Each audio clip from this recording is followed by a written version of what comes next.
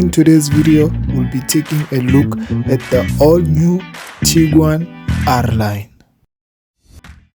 So, in today's model, we have the 1.4 TSI engine, which produces 110 kilowatts and 250 newton meters of torque. That's paired with a 7-speed automatic gearbox. Now, looking at the design elements of the new Tiguan, I must say, personally, it looks very beautiful. It looks more brushed. It looks more sleeker than the outgoing Tiguan. But I personally prefer the old one compared to this one's looks. I'm not saying it's a bad looking car, just a preference thing. But you do get the new LED strip lights at the back, and in the front you have LED matrix headlights, which are an optional extra. Now, stepping into the side profile of the Tiguan, you will immediately notice that the door handles are much lower than the previous one, and the car is longer than the previous one. It is actually 13 millimeters longer than the old one, which is good for boot space, but we'll talk about that later on.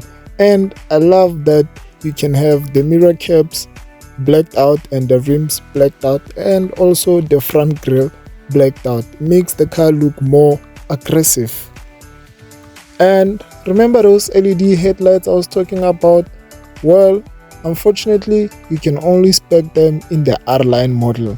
If you have the base Tiguan, you are not getting LED matrix headlights, which I believe it's an option that is a must in the Tiguan.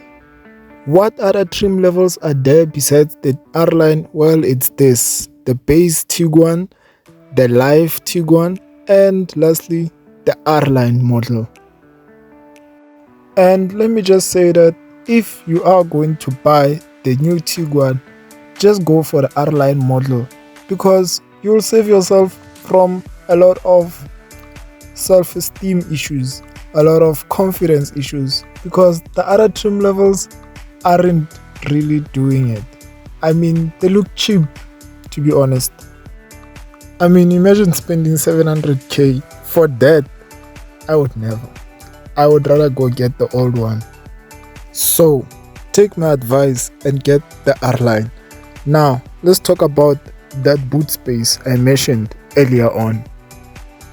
Now, this model had the electric tailgate, which is something I personally like and prefer, and the boot space is about 652 liters, which is 37 liters more than the old Tiguan. And of course, you have your spare wheel. And I know that this is an old feature, but it still feels pretty cool to do that. Now, let's step into the interior of the Tiguan, and you have this beautiful blue stitching, which I believe is part of the R-Line package. You have your brushed aluminum pedals, which look very cool in my opinion, and you have these seats, which look very beautiful, and they are electrically controlled. They have memory seats, which is very cool, and they have a 10-chamber pressure massaging system, which I believe is one of the best massaging systems out there. And stepping into the inside, the car feels very modern. You have your 2 big screens, and the blue stitching continues on the dashboard, which is a very cool touch, I must say. Now, when you step into the interior of the Tiguan, one thing which will immediately grab your attention is this 12-inch display screen, which is very, very beautiful, and it gives the car that modern look. But you can also get it as a 15-inch, which I believe that's just too much. One other cool feature which they've added is that now the car has artificial intelligence, which you can ask a bunch of weird questions which is a very cool feature, I must say. And now your climate control is done through the screen, and now you have a bigger digital driver's display, which is very cool. And remember that 7-speed I was talking about? Well, now you don't have a gear stick. That's where you change your gears. It could be easier, but I prefer a proper gear stick. Let me know what you think. Then there's this fiddly knob, which you are supposed to actually tap, and by default you can control your volume, but you can also use it to control your driver modes and change the ambient lighting in the car. But yeah, took time to get used to.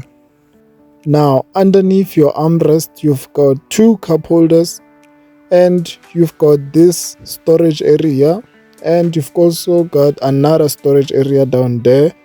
And looking at the club apartment, it is pretty decent in size, I can't complain. Yeah, overall the interior looks very beautiful, it is well built, and you've got this beautiful steering wheel with pedal shifters because this is an R line. And something to note, the steering has actual buttons. Thank you VW, thank you. This of course is a family car, so it's supposed to be practical, right? Well, stepping into the back seat of the Tiguan, I must say it is very spacious in there, and it is also built very nicely. You have your white stitching on the door panels, which looks very nice. And looking at the back seats, they took sort of key elements from the front seat, which is very cool, I must say. And of course you have the blue stitching that continues in the back seat, which give the car that R-line feel, you know what I mean? And for those of you who are asking, the car has more than enough leg room, more than enough knee room, more than enough headroom. It is very spacious in the back seat of the Tiguan, which is something you'd expect. So for those who will be spending time in the back seat of the Tiguan, you've got 2 Type-C USB ports at the back, and you've got your climate control, but you can only control hot or cold, not the fan speed. Now there's one option which I forgot to talk about, which is a must, and it is this, the panoramic sunroof. Although it is an 18,000 rand extra, it is very much worth it. I mean, look at it.